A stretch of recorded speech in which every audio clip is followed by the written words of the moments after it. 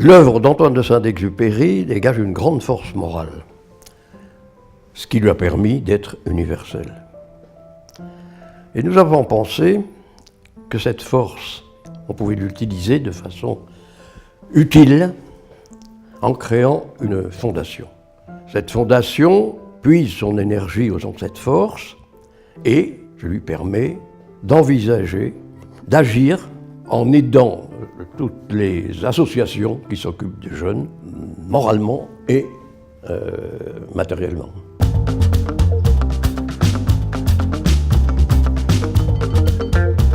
Nous sommes sous l'égide de la Fondation de France, ce qui est un avantage dans l'immédiat. Même depuis 10 ans, ça a bien fonctionné. Il n'y a pas de raison que ça ne fonctionne plus. Nous entendons très bien. Et il y a un partage, un échange entre la Fondation de France et nous, parfait, sans aucun problème.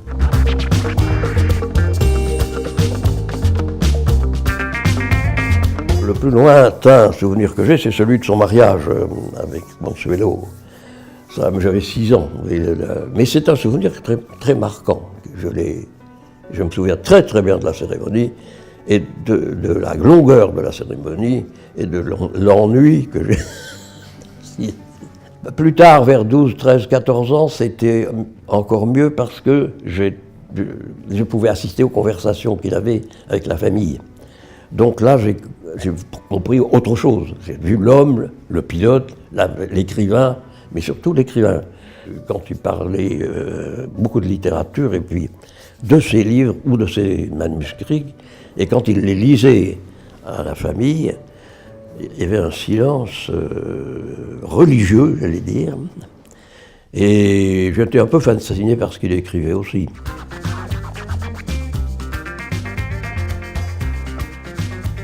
Il y a toujours dans l'esprit Saint-Exupéry, si vous voulez, au départ, et ça continue, ça dure.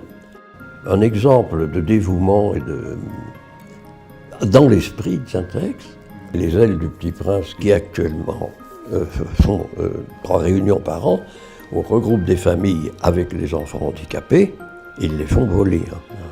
Depuis le début, nous avons déjà fait voler plus de 1000 enfants depuis 1998, et c'est à chaque opération une joie différente, immense. Nous recevons tout le sourire des enfants et des parents, et c'est formidable. Ça se passe dans la bonne humeur et la bonne entente, c'est très famille, mais c'est en même temps une organisation très forte.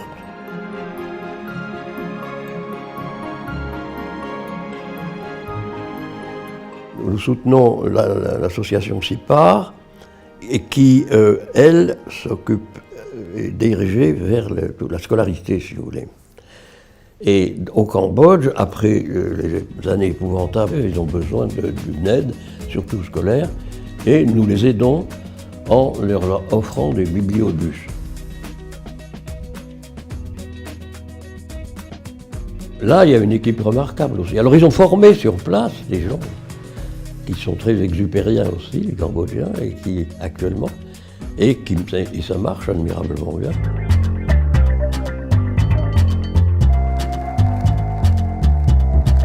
Je ne dirais pas qu'il y en a une qui serait en plus emblématique que les autres, quelle que soit leur taille, quelle que soit leur... Parce qu'en fait, elles ont toutes à peu près le même mécanisme. Le but est toujours le même, si vous voulez. Et la façon d'agir est toujours la même. Une direction et beaucoup de bénévoles. Et ça, c'est très symptomatique. Ce qui a permis, si vous voulez, d'agir d'une façon efficace.